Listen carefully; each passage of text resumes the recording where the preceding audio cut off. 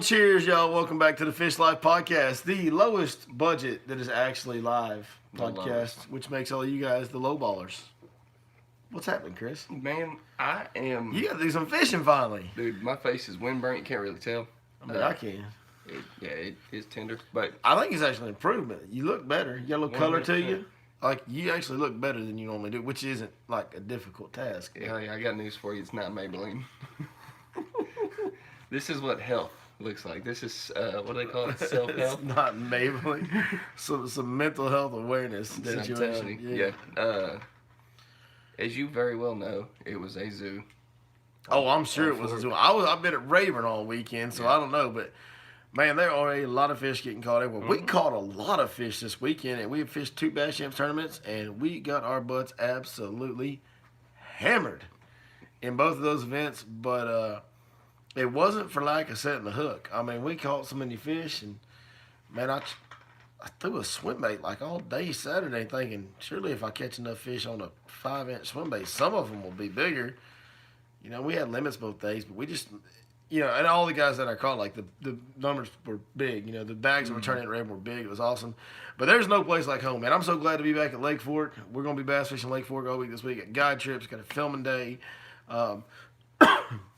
Lots of Lake Fork content will be coming. Now, the Rayburn content will start airing a little bit later this week. I apologize for being so far behind on content production, but it has been a bit chaotic in my life in so many ways lately that some I can't even talk about, but... not having the boat, dealing with getting the boat situation and the fallout from all the freeze and boat parts and just timing of all that was just a nightmare. It was good to see the new boat got a bath already, though. It did. On the way home today from Rayburn, it got rained on pretty good. It did. Yeah, it got rinsed off, you might say. We broke it in right. We broke it in last Wednesday night. We ran a trip on Thursday. We went to Rayburn on Friday. We fished 2 tournaments, and we got our first rainstorm in. So, I mean... She's been there, done that. Yeah. Now we're going to take her back to the home lake, the Goat Lake, where you spent a little time this weekend. It's been fishing good now, so I'm excited. I'm super, super pumped to be back on Lake Fork. I know this. We probably caught 35 or 40 fish Saturday. If I go to Lake Fork and I catch 35 or 40 fish in March, I promise you there's no way that I'm not having a 20-something pound bag. Yeah. There's no chance. Apparently on Rayburn, there's enough little ones you can do that. On Fork, there's not. So I'm really, really, really looking forward to being back on Fork on a lake that, I know and I'm familiar with. A great time of year. We had a new moon Saturday night. By the way, guys, if you have a chance to go fishing over the next couple days, I know you're going back to work, so you can't, but if you have a chance to go fishing over the next couple days, Monday, Tuesday, Wednesday, we're going into 2-3 days past the new moon. Those fish should really be pairing up. Females should really be locking on in big numbers. It's going to be, it's just going to keep getting better. This is the time of year we all get so excited about, we all wait for. It's here, it's happening, everybody's catching fish. It was 35 pounds that went on Rayburn today. It was 30 pounds yesterday. It took 20 pounds just to get a check today. Yeah, Big John, I don't have to say anything. Big John says don't say anything, but my lake is on fire right now. Big John, I don't have to say anything because the Lake of the Pines tournament results are saying it all for themselves. It's taking 35 to 30 to 35 pounds to win anything they fish out there. Any tournament they fish, no matter how big or small, it takes 30 to 35 pounds to win on Lake of the Pines right now. It's on fire. Every lake is on fire. Everybody knows what's been going on at OH Ivy. We're having kind of a, over the recent years, a record year for Sherlunker. Just the state of Texas is going off. It's that time of year, man. If you bass fish and you're in Texas or you're wanting to come to Texas, you should be here now. It was good to see Fork finally show up to the party. Fork got a Sherlunker kicked into the program. It does dang near every year. Most years. There's very few years Fork doesn't throw some in there. So we hit 600. Ivy kicked out a second one today, unofficially, I think, right now. I think we've hit 600 unofficially. 600 total Sherlunkers. That's pretty significant milestone in and of itself. Yeah. Pretty cool. That's a lot of bigs. Yeah, it is. And we're going to talk some more about the Rayburn tournament tonight. Of course, we're going to talk about what went on in the lots of stuff happening in the professional fishing world. Lots of tournaments going on, lots of tournaments about to go on. Hey, the big boys at MLF are about to be at Rayburn. I wonder how many fish they're going to catch. I have no idea, but it'll be all of them. Yeah. I think the exact number is all of them. Yeah. Close. Somewhere in between a lot and all of them. I'm really looking forward to trying to. It's so hard this time of year for me to watch it. Like the NPFL started off this weekend.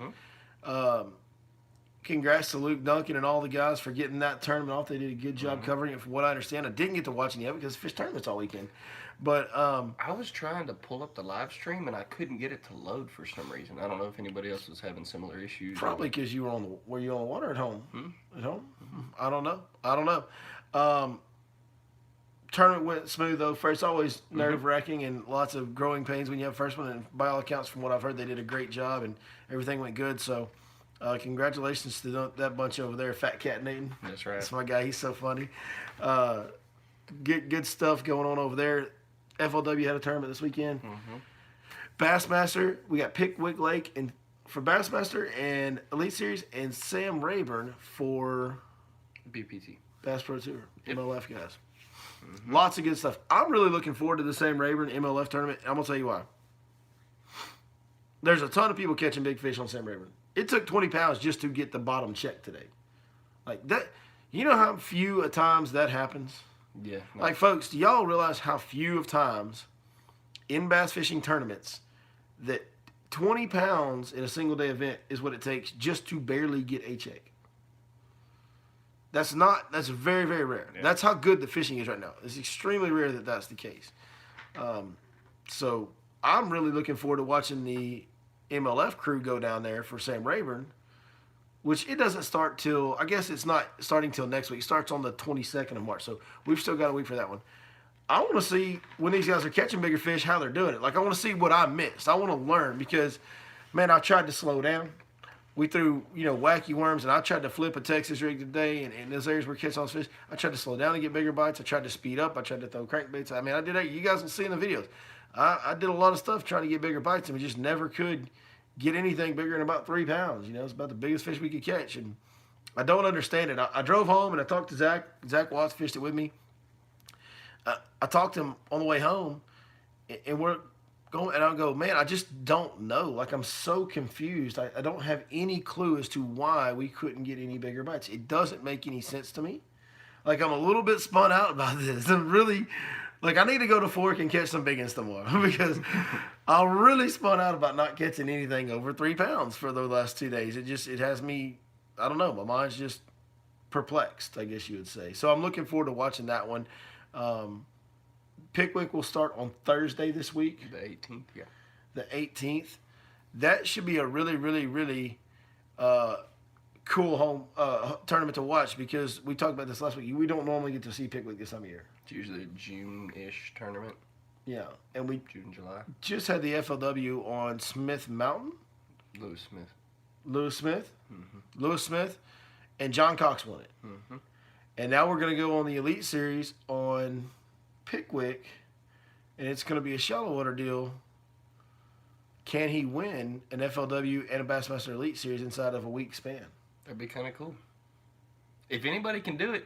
What do they pay on the FLW? It's still $100,000?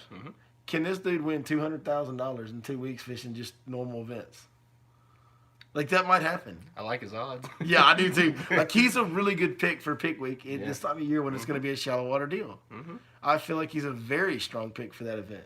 Yeah, dude, I'm telling you, John Cox is my freaking spirit animal, dude. Like, I'm telling you, just watching that dude fish. Well, one thing that, we always pride ourselves on is we don't always win the fishing tournament, but we dang sure win the fun tournament. No, not if John Cox is playing. That's right. I don't think we do because he wins the fun tournament. That's right. That joker has as much fun in this game as anybody. That dude will die. Did you see his orange hair?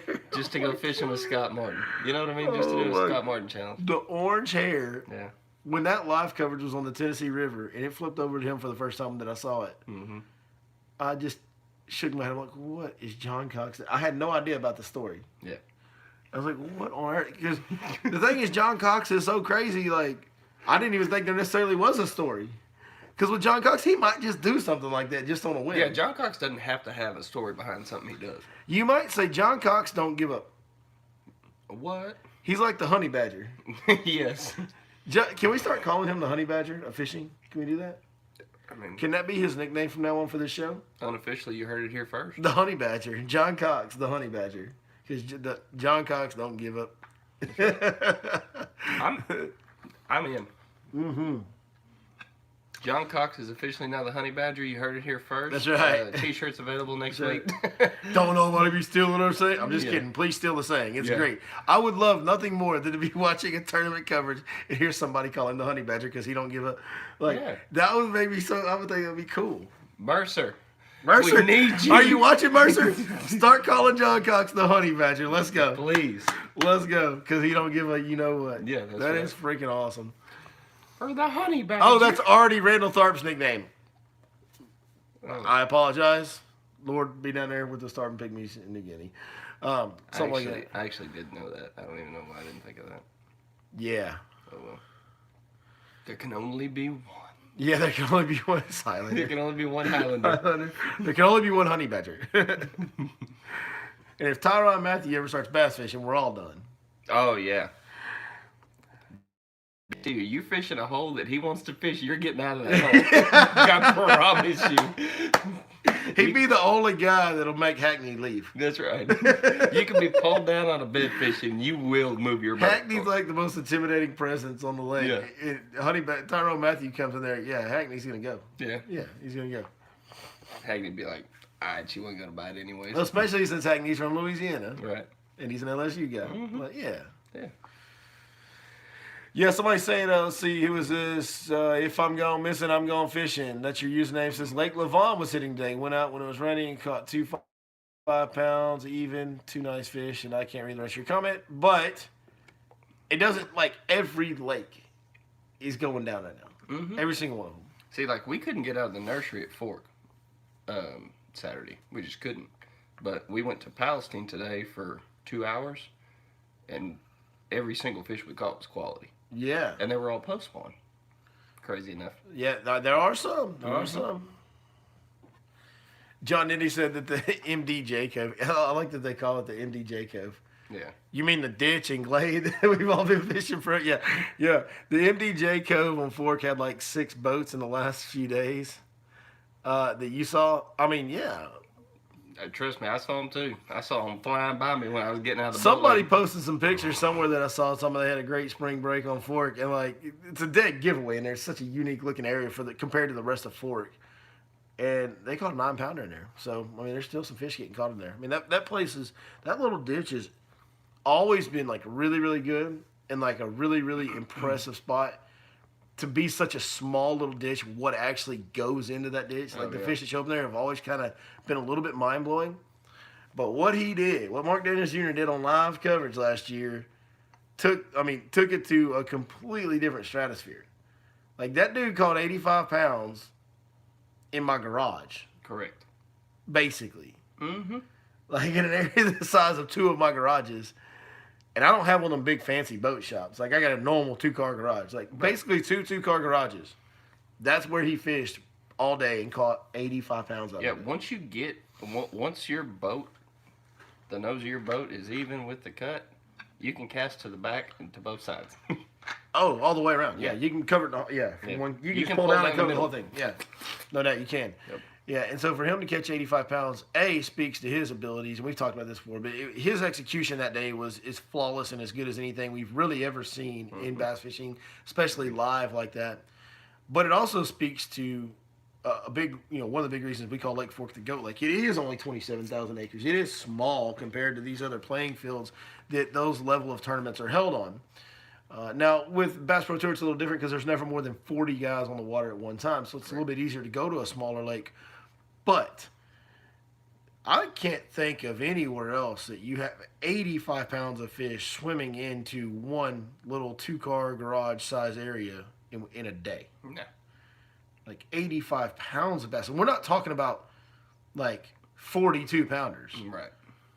Yeah, that's not what we're talking about. We're talking about 85 pounds of 3, 4 to 8, 9-pound bass. And sometimes I know of several double digits that have been caught in that little ditch. And there was a 9 caught by a regular fisherman this weekend. So, Fork's kicking them out, man. Lots of big ones. You should have seen the 515 East ramp. The old ball coach went out there Saturday Did he? and launched at 5:15. He's been catching some crappie with his boys over there in Rogers. Yeah. The crappie are spawning in Rogers Creek. He's been going there. So he was going to launch at 5:15. The wind was blowing. He just run right across. He said normally his 14-year-old son will park the truck. Mm-hmm. They went to back the boat down, and he goes, "Hey, Dad, where am I supposed to park?" Yeah. He said, "So I got the boat beach, and I got back to the truck, and there was no parking spots." No. He goes, "Next thing I know, I'm parking my $70,000 boat trailer, my $70,000 boat's trailer, and my big fancy four-wheel drive truck on the highway, and walking back in." That's right. I've seen it where there's people parked on the road there once or twice, but that's about it. That's a big parking lot with lots of grass room around it. You don't normally get to where people have to park on the road. There was trailers at Oak Ridge about 20 yards from the building. The 515 East was full. They're all full. Yeah, everything was slap Everything's full. full. Yeah. Yeah, it was crazy. Wild, wild times, man. That's good, though. That's Yeah, good that everybody's great. getting out right now and enjoying the greatest bass fishing resource in the world. Yeah. Is Texas, and especially East Texas, and heck, right now, apparently West Texas. Golly. Yeah, we just... Now, we weren't planning on talking about this tonight. We didn't write this down as one of our topics, but there is something I want to touch on. In 18 days, Josh Jones has caught 22 fish over 10 pounds. Yeah. I think this is the greatest big fish run that has ever happened in the history of sport by one person. Yeah. I mean, you hear stories, but there's certainly none that I can't think of anything that's even in the ballpark of being documented of 22 fish over 10 pounds in 18 days. That's insane. It's insanity. A 15, a 14, a couple 13s or something like that. 15, 2 13s. I can't remember how many 11s, like 10 or 11 11s, 10 or 11 10s. But he's got 22 fish over 10 pounds in 18 days. And let's not even talk about the 8s and 9s that he did. There's another 20 or 30 of those. Yeah, exactly. But as far as double digits, the benchmark for trophy bass fishing, right? This is the greatest run that's ever happened. So if you don't know who Josh Jones is, which if you're under a rock, I guess you might not know. But he's not a tour guy, so some of y'all might not know who he is. He's from Oklahoma, but he fishes Fork some, and he travels around and fishes all over the place. But he was really, really, really close. I mean, he pretty much is not close. He's got to be the first guy that took the Garmin LiveScope and really focused on making his living solely off the Garmin LiveScope by running guide trips where he instructs people how to use it. He became an expert at the Garmin LiveScope through a lot of time and work, self-taught. And he was the first guy that, okay, this is how I'm going to make my living. I'm going to take people out, and we're going to catch fish, and I'm going to catch fish. And I'm going to show them how to use this Garmin LiveScope to the best of its abilities. And then he was also the first guy to adopt it and really use it to target giant bass. And he has got this thing down to a science. And the ironic part is a very good friend of mine actually was just in a boat with him last week and talked to me about it. He said it's mind-blowing. He said this guy can catch... He's out in the middle of nowhere at times, and he's just catching fish that nobody else would even think about even looking at. Like, even with a live scope, he's just on a whole different level. Obviously, he's on a whole different level. He just caught 22 fish over 10 pounds in 18 days. Dude, I had 2 Sherlockers before I caught a bass a this bass year? Yeah. Yeah. Which you haven't gotten to get out much, but it's these are pretty unbelievable times. I mean, these are historical times in this sport, in this industry, in this sport. These are very historical times with everything that's going on, from the splitting of the tours to the advent of live coverage. Now we're live on network television, to this run that has happened in West Texas. Started with O.H. Ivy with Ben Milliken. He kind of kicked that deal off, and then Josh Jones came down there and put his own stamp on it, and the rest of the team from 6 Cents went up there and put their own stamp on it with Ben. It's just the things that have happened and are still happening right now. O.H. Ivy just kicked out 2 Sherlockers today. Like, it's wild times we are living in the history of the sport. And I can't catch a 3-pounder on Sam Rayburn. Just to bring that home. Let you know how I'm feeling about myself right now. Well, if it makes you feel any better, the biggest fish we put in the boat all weekend was 5, so. I'm jealous. Yeah. You don't know how many times me and Zach Watts said, dude, what I wouldn't do for a 5-pounder right now. Yeah. Can I just get a 5-pounder? Yeah. How many 5-pounders have I caught? I don't know, thousands. Okay. Like, Can I back it up for a second? Mm-hmm. Listen to how spoiled we are. Can I just get a 5? You know what I mean? Like, yeah, we put that in spoiled. perspective. Yeah, you're right. No, you're right. But when everything else is going on, the Correct. state's going off. Yeah, you're like, golly. If you're not catching 5-pounders, like, you're terrible. Dude, it's just funny to me because I catch myself all the time thinking about that. Like people be like, how'd you catch them? We caught them all right, nothing real big. About 5, 6. And Yeah, I mean, like, when these lakes get going good, you go out and catch 20 pounds and you feel bad about it. Yeah. Yeah. You know what I mean? Yeah. Whereas most times of the year, in most places across the country, no matter what time of year, you catch a 20-pound bag, it's like you win, you know, in most places. But around here, when things get going good, 20 pounds is a disappointment. A little bit. I mean, it's not a disappointment. It's a good day. It's a fun day. Yeah. But it's a little bit of a disappointment at times. I always set 20 pounds as my benchmark when I'm tournament fishing because you can only... You had a good day. Yeah. 20 pounds, it only gets better from there. But then there's times around here where, like, it's not really that good of a day. Right. You know. You know what I mean. I know what you mean. Picking up what you're putting down. What, I was going to ask you something. What was I going to ask you? You're bringing the show to a halt. Is what you're doing. I'm bringing it. Oh, man down. Hit the brakes. Man down. Pump the brakes. Man down. Will you pump the brakes? I know what I was going to ask you. What'd y'all have for water temperature down there at Raven? You know, low 60s. Everything low 60s. Saw some fish on beds, just not ones that would help us. We already had a limit that day on Saturday when we were looking at bed fish. Here's a good question. What's the lowest water temp that I've ever seen a spawn happen? It's a very unique deal, and I have thought about it. It's not something that would normally ever happen, but I actually have seen bass spawning in 51, 52 degree, 53 degree water. Now, this was on Lake Fairfield, and Lake Fairfield was a heated water lake, right? And I actually talked to Josh Norman, our area biologist, about this recently, and he said that, you know, what I was thinking, he thinks that has to be correct. It's the most likely situation, but... So those bass that have lived their whole life in heated water, where it heats up and, you know, stays warm in the winter, they just spawn during the cold. Like, they spawn in January and February and early March, and then they're done because, you know, the heated water element. Well, the water's not the only thing that cues fish to spawn. There's moon cycles, there's daylight periods that are a big clue for those fish to start spawning. So the first year or two, after they shut the plant down at Fairfield and it became a regular temperature lake, you could go out there in February and even early March and have 52, 53 degree water, and those fish are on beds. And they're like, you're catching them sight fishing off a bed. They're spawning in that cold water. And it has to be because they're so used to spawning in that certain daylight period window that their instincts, because they can't critically think and make decisions, their instincts are telling them to get on that bed during that daylight period no matter how cold it is. Right. So it was a really unique deal. We're out there in 53 degree water and we're struggling, and then all of a sudden I see a big orange spot on the bank, and then I see something move on it, and I go over there and flip at it, and we catch it. It's a good one. And then now I start looking for beds, and I'm finding beds everywhere. I'm like, man, there's like a lot of fish spawning in 53 degree water. I think it was about 53. It was the low 50s. Now, that was a very unique situation. On Lake Fork, the coldest that I've caught bedfish in that I can remember is 55 degrees.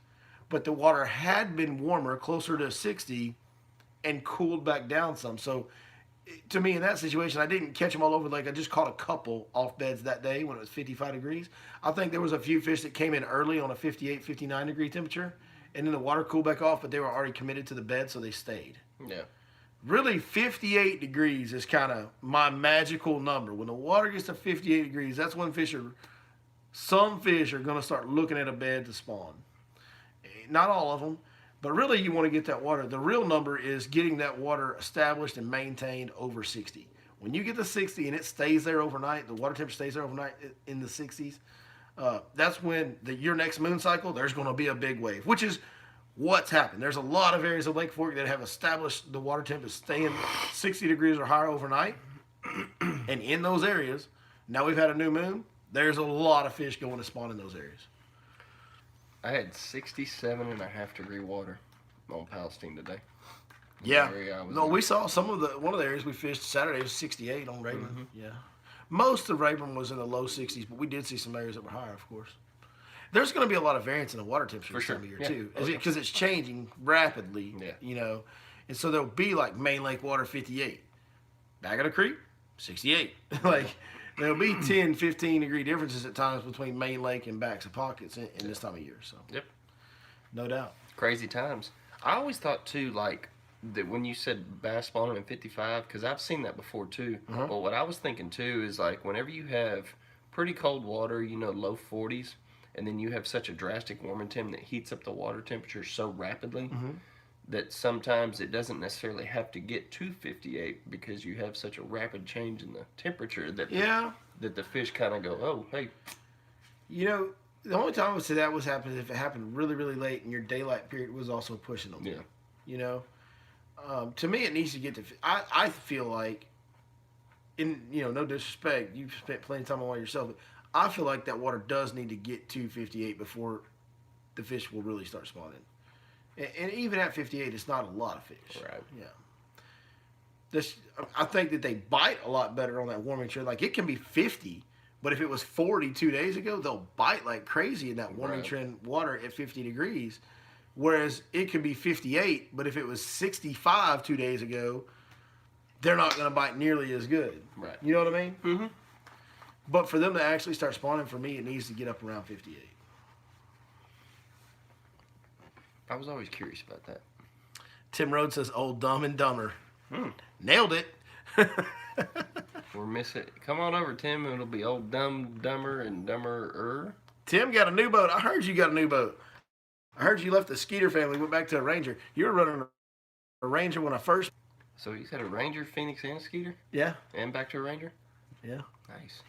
My man gets around. I'm telling you, man. Do you want to, What did I have on Labor Day? What was my weight? Somebody said, what did we have on Labor Day? Not enough. We had 12 something. Yeah, 12 and change left. We couldn't catch anything over 3 pounds, man. It was just, I just don't know. I mean, it happened to me in practice and it happened to me in the tournament. Like, I just don't know. And there was tons of giant bags being caught on Labor today. Tons of bass ships. Dude, I looked at the leaderboard today and I was like, God. Yeah, like 28 pounds, 27 pounds in like 3rd, 4th, 5th place. Yeah. Like, it's wild. They were catching them. Mm-hmm. And we were catching them. We were just catching the smaller versions of them. Like, we caught a lot of fish. Well, and I come through that. I come through the champs results because I know a lot of people that fish it and stuff. Yeah. And some of the names that I saw that weren't catching them was kind of wild, I mean, that's just tournament fishing. Yeah, for sure. I think that's the big myth is this is the first time I've fished like really, significant size tournaments in a long time. Yeah. And it just, I'm not the only guy that this happens to. No. Where you go and you struggle in tournaments. Like, the reality of tournament fishing is you're going to lose most of them. Yeah. It's the very rare guys that are just so consistently in the top all the time that are, up there getting a check all the time. Like, those are the greats. Like, those are the best. Like, that's the best in the world. And I am by no means that. And I never have claimed to be that. So I've struggled this year in these tournaments big time. Like, it is a little bit embarrassing. Because I try really hard to be, I'm competitive. Mm-hmm. So it matters to me how good we do or don't do. And so it does bother me. But at the same time, it's, if you're going to play this game, you better be ready to have yourself humbled and have your butt kicked. It does happen to everybody. Derrick Mundy, who was on fire in January, can't seem to catch anything worth bringing to the scales anymore because he's, he got a 0. Mm-hmm. Or at least in this tournament, not anymore. In this tournament, he got a 0. Now, next week, he'll probably catch 30 pounds or whatever. But there's a lot of guys that were down there that are names. That's what I'm saying. That are names around Rayburn. That are locals, that are hammers, that were on the 0 train. I say it all the time. Now, that 0 train is a very deceiving thing in bass champs. Correct. Because they have a program where if you don't think your fish can get you a check, if you release them and don't bring them to the scales, you get entered for a drawing for $500. It's like a fish care program, so you're not toting fish around if you don't have a chance to win. You know, we're making video content, so I'm taking my fish to the scale just for documenting, doing the whole process, showing the tournament, showing every part of it. So we're going through the whole process. Plus, to be honest with you, I worked my butt off to catch the fish that I did. I tried real hard. Yeah. And by God, they're going through the process with me. That's right. You know what I mean? Like, we're in this together. Yeah, that's right. We all in on this deal. Full send. Yeah. Full send. So, there's a lot of guys today. As good as they were catching them, there's a lot of guys with some really big names around that lake that did not catch them at all. So, dude, I say it all the time. It happens. I say it all the time. Sometimes you're the hammer. Sometimes you're the nail. Yeah, and those guys that I'm talking about are guys that I would never expect myself to beat on Rayburn. I go down there for a couple, 3 days for practice, and I go down there and fish the tournament. Like, these guys that live down there. Mm-hmm. And by the way, if they want to come to Fork and we can count slot fish, I would not expect them to beat me. Right, yeah. You know what I mean? Mm-hmm. And so, it's tough. The only thing I can say is it is what it is. The videos should be kind of entertaining. There was some adventures. I can only imagine with you and Zach. It was an interesting trip. We'll just say that. It was an interesting trip. There were some mishaps, you might say. And there's a lot of fish catching. I mean, a lot of fish catching in the videos. So they'll be coming up. We'll start rolling those this week. There's 3 videos. There's 1 practice video. There's 2 separate tournament videos from both tournament days. One of those tournament videos we're going to air on Zach's channel, Fish Life Outdoors. One we're going to air here. But we will start rolling those. I should have the first one of those out by Wednesday. And then next week we should be back to our normal video schedule. I won't be on the road anymore until May. We're going back for Bass Champs on Toledo Bend in May. So I should be able to get back into my normal routine. I'm also coaching my kids in soccer right now. We got our first game tomorrow night. Practice has started First game tomorrow night? Tomorrow night, first game. First soccer game. We get after it tomorrow. We're going to compete. And look, our week of practice before our first game was spring break. So, half the kids weren't there. We're going to go to this first game, and there's going to be kids that don't even know what part of the field to stand in. Yeah. It's going to be a mess. Hey, all I got to say is... and I'm a little worried because the team we're playing, they practiced on the other side of the field from us Thursday night, which was our last practice. Yeah. And all their kids were there. All their kids were there. So it might be we're going through a rough patch right now, Chris. We're going through a rough patch in the life of Billy Lawson. We're going to get our butts kicked at Rayburn a couple times. 3 times now. We're going to struggle even having a boat for a few weeks, which has never happened. As long as you've known me, I've never not had a boat. That's right. And we're probably going to go lose a soccer game tomorrow. And my oldest kid, who's kind of becoming a lot like me in the competitive nature, he's going to get real upset about it. So, bit of advice: if any of the parents of your soccer team are listening, go get some Tide pins at Walmart because y'all gonna need them. Tide pins? Yeah, Tide pins. What's that? To wash clothes. Oh yeah, because it's so muddy. It's so muddy. It's so soft around here. It is. It sure is. Does it feel good to be back in your boat now? To have a boat? Yeah. Oh yeah. I mean, is it just a sigh of relief? Yeah, that was a big win. That's the one positive I've had lately. It's I got a boat. Yes. I was looking at it on the way in, and I was like, I like her. It's pretty nice, isn't it? That's probably my favorite color scheme, except for the second one. We're also going to have a boat walkthrough video coming up here in the next couple weeks where I'll take you guys through my boat and everything like we've done in the past and show you guys my setup, how I'm got all my tackle set up in it, show you my electronic setup, which I'm really excited to start getting to tinker with a little bit here on my days that I can get a little bit of time to not be guiding or filming or whatever. I'm really excited to start playing around with my electronics. And maybe, hopefully, I'm having a Instagram conversation with a fella that can probably help me a lot with that active target. That would be really convenient if he gets in my boat this week like we're trying to line up. And I can just be like, hey, man, why don't you go ahead and monkey with that a little. Yeah. You can go ahead and play with that if you want to, dog. Tune it up. Do whatever you want to do. Go ahead, free range. Have you figured out a name for it yet? The boat? I don't have a name for it yet. Bro, I've got a great idea. So we had some comments on TikTok about names, and I saw one that I really like. What is it? Pam. Pam. Because she's slick, baby. Yeah, that's good. I was going to say like the Watusi wagon or something. The Watusi wagon? Yeah. That's way too hard to say. I will monkey that up. Especially, look. W squared. The more of this I drink, that will come out the wrong way, and I'll get kicked off YouTube. No, you call it WW. Okay. I don't know. We got to figure it out. Y'all That's my comment name some for names. it. Well, we'll post a picture somewhere, and you guys can comment names too. We'll figure out a name for it. We got to name her. You can name it Claude off of Life. Claude. No, you That's have to my name a boat a female name. I named one boat not a female name, and it was my least favorite boat. The black and yellow. Yeah. The Dark Knight. Was it Dark Knight? Yeah. Which my kids named it that. So Yeah. can't really complain about that. Yeah, Skeeter, don't let me get in your way. Big John says he's ready to see the electronics. That's right. That's right. Dude's got 3 TVs on the boat. I do. It's pretty good. It's certainly the best electronic setup. The most alive. I've always been kind of more of an old school fisherman.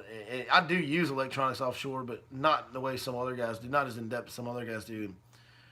I've never had like this. I'm on the wagon, dude. I'm all in. We're gonna be looking at them in real time. We're gonna be 360 in those hidden stumps that nobody else is seeing. You know what I'm saying? Like we're doing it all. You can name her Melania. The first lady. Yeah. It's actually not bad. Yeah, I know. That's actually pretty good. Yeah. Or you can name her Jenny. Jenny. Me and Jenny was like peas and carrots. Taught her how to dangle. Let's do some subscriber questions before this gets too far right. here. Subscriber number 44444. I like the numbers that you just randomly come up with. They're for good, this. aren't they? They're pretty good. They're good. That's real creative. All fours. All 4s. You really used all your brain power. I had to dig deep back into my cerebellum. That's a Chris Blackman best effort type of performance, Correct. and I'm proud of you, son. I'm proud Nothing but the best. Best chatterbait rod. Best chatterbait rod right now. My favorite chatterbait. I really like the Divine 7.5 medium heavy, but another one is the Lux 7.4 medium heavy. But something like that is what I like to throw a chatterbait on. Sub number 59623. What water temp do you look for to pick up a big glide bait? Water temp to pick up a big, probably 55. Yeah, 55. And you can throw it in colder water. Well, you know our old buddy Andrew, he throws it in cold water, and he's probably the best with it that I know. 55 degrees is kind of when I think you're going to start getting consistent bite. When you can, it's always hard to say consistent bites when you're talking about big swing baits, because that can be a hit or miss deal. That can be a deal with some days where you strike out, but some days you hit the home run. 55 degrees is probably when I think it's going to start getting good.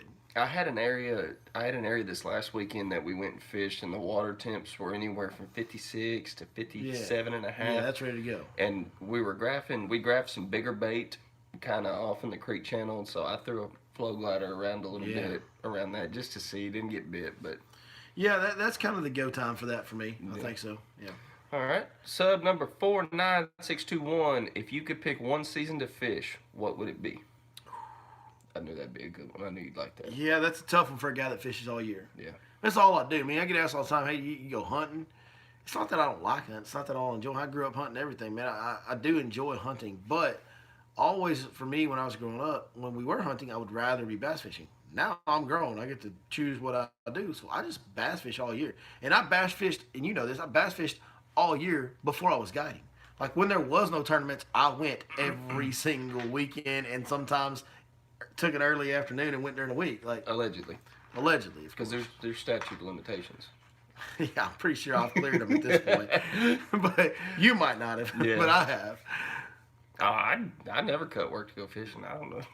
There's things that I like about every time of year, and it's weird. I had this conversation with somebody the other day, and we were talking about how I took like almost the whole month of August off last year. They're like, yeah, man, that fishing gets tough in August. Whoa, hold on. Actually, hold on now. We can work them over in August, like real good. We can work them over in August real good. The deal with August fishing, and it's anytime the weather gets extreme. When the weather gets extreme, the fish are going to get grouped up because they're all going to the same best conditions they can find. So the fish get really grouped up, and anytime fish start getting really grouped up, that makes a higher percentage of the water completely empty. Dead zone. Correct. So if you're not on the water all the time and you're just starting from scratch, it can seem like the fishing really sucks. But in August, when you find them, you really find them. And if you're on the water all the time and you know where to find them, you can find them consistently. That's right. and it becomes a deal where you're having a great run of fishing day after day because they're grouped up. You got them, you're on them, and August actually, man, it can be really, really, really good. You know, to me, the best time to fish Lake Falcon back in its heyday was the hottest it could get. That's right. That's when it fished the best. You know, it was miserable, but you didn't care. Right. You were setting the hook on the head every 5 minutes. You know, it was awesome. I think if I had to pick one, it's probably going to be the late January, early February time frame. Yeah, and that might be mine too. And I said the August deal because that's, you know, people probably would consider that to be my least favorite. And I would consider that to be my least favorite time of year just because of how dang hot it gets. Right. At the same time, I still enjoy fishing in August. Like, I enjoy all times of the year for different reasons. May and June is unbelievable for numbers, like, or just variety of ways to catch them. Like, mine is a tie for me. There's 2 times a year.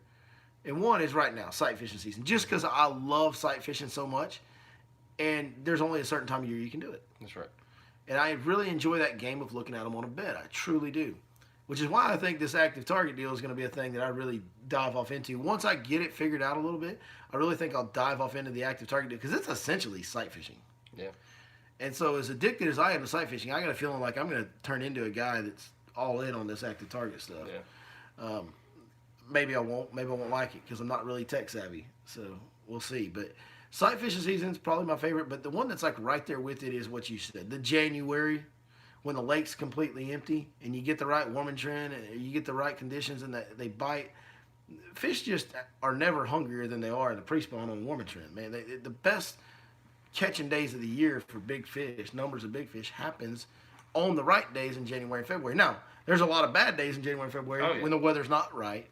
But the good days are just amazing. And so, to me, it's the true January, early February pre-spawn, and then sight fishing season. Those are probably, they're both, that's hard for me to pick between those two. They're never heavier than in January and February. That's right. They never weigh any more. Why would it do that?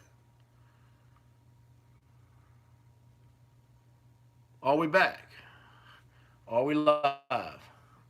Somebody let us know if y'all got it. Sorry about that. We had a little interruption in signal there for a moment. Our Skeeter dog, fishing dog's down here on the couch with us. She let out a loud moan, and then the internet quit working for a second. I don't know what happened. We're back. Here we go. All right. Still, you see how it's glitching? Yeah. So, sub number 74126 has when are we? spawned. Hold on, wait. When are we gonna have sub number 8675309? That's next week. Okay. I gotta save some questions. Okay. Yeah. Has these spawns started? And so the reason I wrote this down. Oh, yeah. We've been talking about it all night. We've been talking about it all night, but it's also different areas of the lake. Yeah. Like even on Fork, like I seen yesterday. Some parts of the lake are just now getting there. Yeah. I think this is the first, like, this new moon and the warm weather we've had, I think this is the first, like, real set of spawning bass right here. Yeah. It happened about this time last year. It just so happened to happen when MLF was here for the Bass Pro Tour. Right. And we all got to see it. Because there was a couple guys that were offshore working over some of them pre-spawn fish this time last year. Yeah, and that still exists. There's always fish in different phases, but for sure. But this is the first, like, real wave of spawning fish that, you know, not every single pocket on the lake, but up and down the entire lake, there are spawning fish in areas right now. So, yes, the spawn has started in earnest, and it will continue to be that way through, you know, early to mid-May. So, yep, no doubt about it. Now, you had a little, what's going on? We got messages. Are we getting all the rain like Kansas has? We got rain today up here. Now, down at Rayburn, it didn't really rain. It barely rained a little bit, but no, we got the rain up here, yes. But just today. Colton Lotes wants to know if you caught him good this weekend, Chris. On Fork, we caught fish, just nothing with size. On Athens Friday evening, we caught a few. We caught them better than we did anywhere else today. We fished for 2 hours on Palestine, and 2 hours we caught.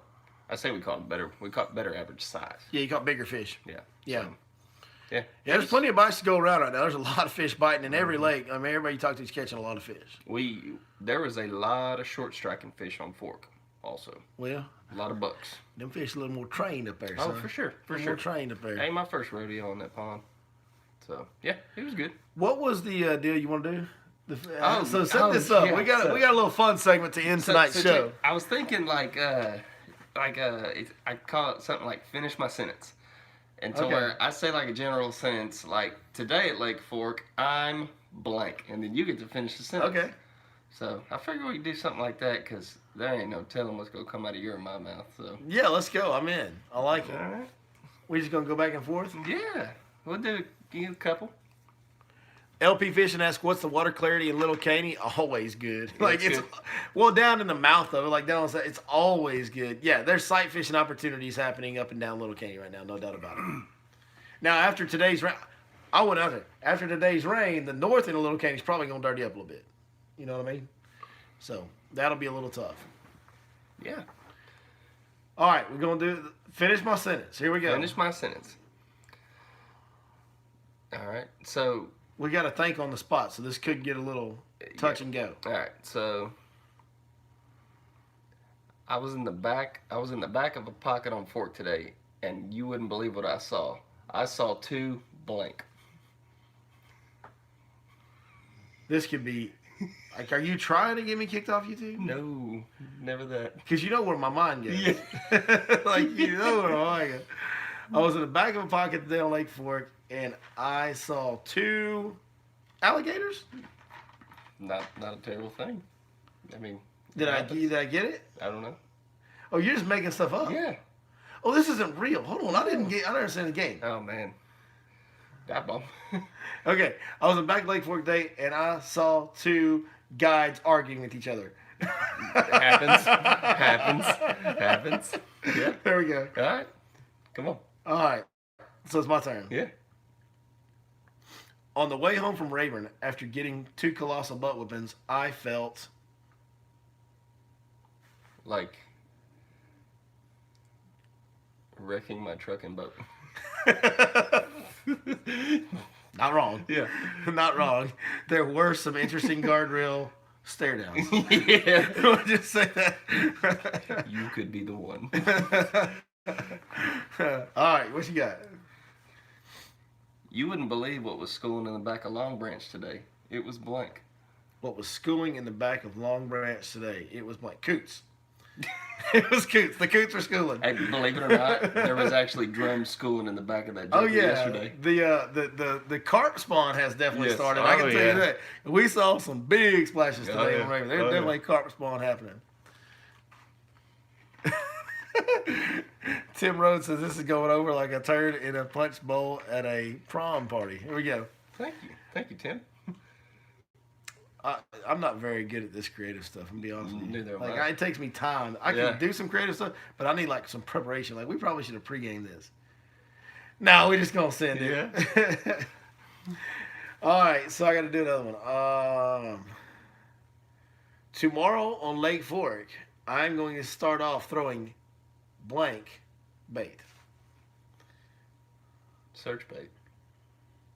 Oh, Glide come bait. on. You can be more specific than search bait. Well, it was glide Glide bait. bait? Yeah. Yeah, you're wrong. Oh, probably. Lights where we can see you. Y'all can't see us. Y'all probably don't want to see us, to be honest with you.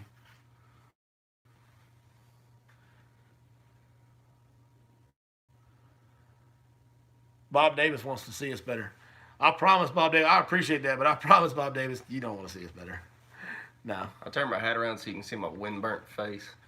You think you got some color this weekend. I'm I proud know. of you. Dude, self-care, bro. One of these days, you got to get some of these coon eyes, though, which I can't really show up on camera very well right now. I've got some right now. They're just redness. Yeah. Chatterbait. Somebody said chatterbait. That's the best guess. Always. Yeah, always. Always the best guess. I was trying to go outside the lines a little It's bit. actually not. I think I'm going to start off with a Carolina rig on some shell beds in the morning. Just wind's going to blow out of the southwest real hard tomorrow. So we're going to start out on some shell beds with a Carolina rig. Probably not going to work because I think there's a lot of fish in right now, not feeding, spawning. So but we're going to try it for a little while in the morning. Just keep them honest, and then we're going to go looking for them spawning bass. Mm-hmm. Never a bad thing. Now, when I can go fish shell beds and spawning bass in the same day, and like, yeah, I'm down with that plan. Mm-hmm. You know, it's going to be interesting. I haven't been on Fork in a few days because I left Friday, Mm-hmm. so haven't been out there. It's had some rain. It's had some warming trends. It's had a moon cycle. Like there's going to be a lot of new fish in that I'm not aware of that I'm going to kind of have to learn on the fly tomorrow. But that's all right. I don't mind. It's like fishing season. Most days I spend looking for new fish anyway because the ones we found yesterday we caught yesterday, and so forth and so on. Every once in a while you'll find one that won't lock on or something like that. It's a big one. You'll come back to it the next day. But usually you're finding new fish every day in sight fish season. Yeah. So I do know that the weatherman called for 10 to 12 mile an hour winds yesterday on Fork. Yesterday? Yeah. Was he right? He was wrong. Well, they're calling for 20 tomorrow on Fork. Well, he might. If he'd have guessed that yesterday, he probably would have got it right. It was blowing today on. They made it a trailering event today on Rayburn. It was blowing today on Palestine. It was getting it, son. Bro, we were in the back of Ledbetter, protected, and it was blowing the boat everywhere. Yeah. And we were fishing in a 22-foot Triton. Yeah. Yeah, I was with Zach Watts trying to throw a wacky worm in like 20 mile an hour winds today. That was just awesome. Zach Watts, I got the answer for you, but call me. I'll tell you what the answer is to do you got some top secret guy tricks? No, I got the reel to do that with. Well, as long as it's not a spinning reel. It's not. It's not. It's not. No spinning reels But right here, folks. Yeah. I don't want to disrespect any of your fine sponsors. Oh. Yeah, it's not a lose. Okay. Well, you just don't want to disrespect one of my fine sponsors. Yeah. The other ones. Yeah. No, I'm just kidding. Of course not. We love all of them around I'm here. not going to disrespect the sponsors, man. No, we can't be doing any of that. No. Well, guys, I guess we can go ahead and wrap up tonight's podcast. It felt like a little bit of a slower episode than normal, but I'm just tired. To be honest with you, I'm really, really, really tired, and I think you're really tired. We both fished all weekend. I showed up late because I'm not in fishing shape anymore. Yeah. And I laid down to take a nap after I texted you earlier. And I woke up at like when you were supposed to be here at like 6:32, and I was like, we're gonna be a little late. My girlfriend goes, "Are you going to Billy's?" And I was like, "Yep." She goes, "When were you supposed to leave?" I said, 15 minutes ago. Yeah. There we go, man. Hey. Anyway, regardless, we are tired. We've been fishing a lot, and it ain't going to change. We just got to get used to it because I'm fishing every day for the foreseeable future right now. I'll sleep on that. Except on Saturdays when I'm coaching soccer games because after tomorrow night, all our games are on Saturdays. So that's what's going on around here, man. It's a great time. It's what's happening right now. We've had this amazing run in Texas fishing history with the big fish. It's going to continue to get better. The spawn is getting going, and y'all get out there and get after it, man. There's a lot of y'all out there now. And if y'all see us out on the water, please say hello. If you see us in the parking lot, the marinas, whatever, stop and say hello. I always enjoy getting to meet you guys, so I appreciate that. Met a lot of guys down at Rayburn. Had a little too much fun with some of them. I was just going to say. The burning stump is a real problem for me. Who was the bad influence? Was it you or them? Oh, 100% me. 100% me. I was the ringleader of this fiasco. Yeah. The burning stump is becoming an issue for me. Is it? It's just too much fun. They just never put that fire out. The stump's always burning. It's just too much fun. It's a problem. I need to ease up a little bit. Sometimes, you know what? You might need to take a fire extinguisher down there next time. The burning stump and Rayburn Country are my two spots down there. Uh-huh. Rayburn Country. I stay in the hotel at Rayburn Country. They've got a great restaurant and bar in there, and then the burning stump's got great food and a great bar as well. Great people. Mike Taylor, the guy that owns it's awesome. The people that work in there are awesome. It's just I love that place, man. I love it. I have a lot of fun every time I go. Too much fun every time I go. Probably why I can't catch any big fish because I'm trying to recover. It's always good to go to a place where you can still feel like you're at home a little bit. So yeah, it's awesome. It's awesome. Yeah, if y'all get down to Rayburn, check out the Burning Stump, check out Rayburn Country. They're great spots. So yeah, that's it. That's it. Let's wrap it up. Let's do it. Chris, do that thing you do. Just holler at your boy, but don't ever scream at me.